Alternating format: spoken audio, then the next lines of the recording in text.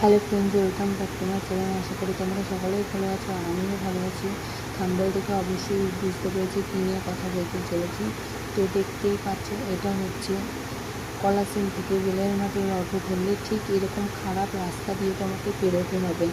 তো খুবই কষ্টকর অটোগুলো চলে, আর বৃষ্টি হলে তো এর কোনো তুলনাই নেই। সব জায়গাগুলো জল বেঁধে থাকে, তো খুবই খারাপ এই জিনিসটা।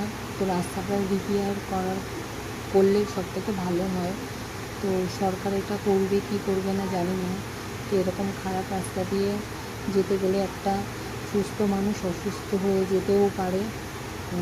আর তোমাদের এই ভিডিওটা যদি ভালো লেগে থাকে অবশ্যই শেয়ার কমেন্ট করবে, আর অনেক শেয়ার মারবে সবাইকে।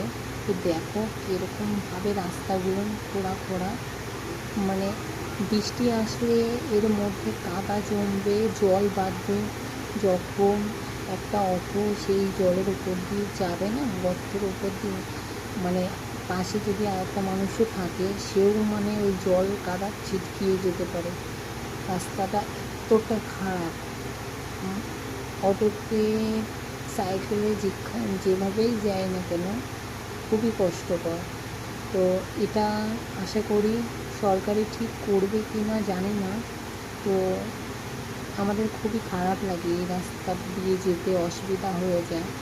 কোনো রুগী মানুষ যদি এখান দিয়ে যায় না, সে অবশ্যই আরও রুগীও হয়ে যেতে পারে, অসুস্থ হয়ে যেতে পারে। তো আশা করি তোমাদের কেমন লাগছে, ভালো লাগবে অবশ্যই ভিডিওটা দেখে। কিন্তু এরকম রাস্তা দিয়ে চলা খুবই খুবই বিশালই খারাপ, দেখতেই পাচ্ছ কতটা খারাপ।